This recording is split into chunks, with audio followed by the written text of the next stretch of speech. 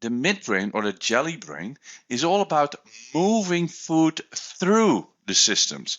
Like the sponge brain is to get food, process food and get rid of food. The midbrain is more actively involved in that. It's the muscles of the digestive system and the internal non-voluntary muscles, like the muscles of your stomach, the muscles in the blood vessels, etc. So it directs endodermal tissues. So all the tissues are either endodermal, mesodermal, or ectodermal tissues. And the midbrain directs also the endodermal tissues. The themes are similar as the sponge brain: digestion and survival. Cannot digest something, cannot get rid of something, but a little bit more geared towards movement. Moving of what you need inwards, moving what you need through your words, I don't know if that's a word, but through your entire system, and moving that what you no longer need out of your system. The typical tissues are the stomach muscles and the intestinal muscles. Handedness, just like the sponge brain, is not important, and in the active or in the adaptation phase, also the midbrain starts becoming more active, more function, more cells, so cell plus. And in the regeneration phase, start building down back to normal. So the similar exercise as we did for the sponge brain, now we do it for the jellyfish. But first, the mantra is move that shit. Move that stuff.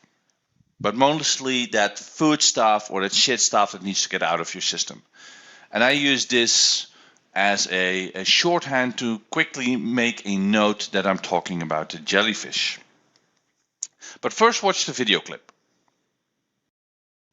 The muscularis layer of the GI tract possesses an outer longitudinal layer of smooth muscle.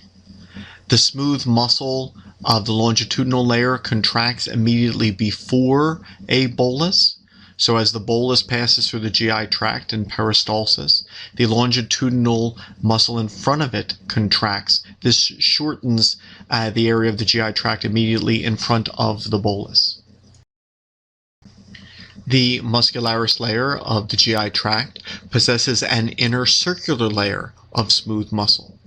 As material passes through the GI tract in peristalsis, the circular muscle behind the bolus contracts, pushing it forward.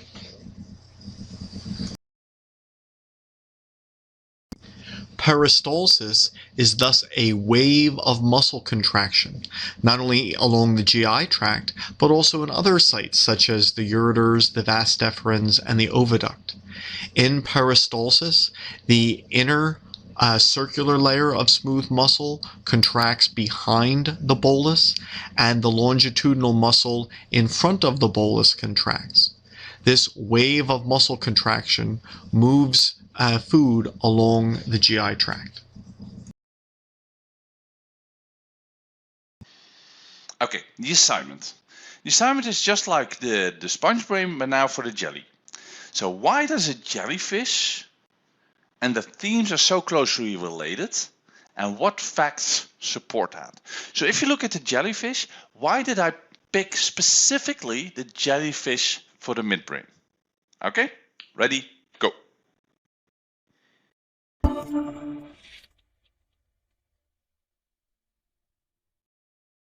You know the drill, hit the subscribe button so you never miss any valuable content.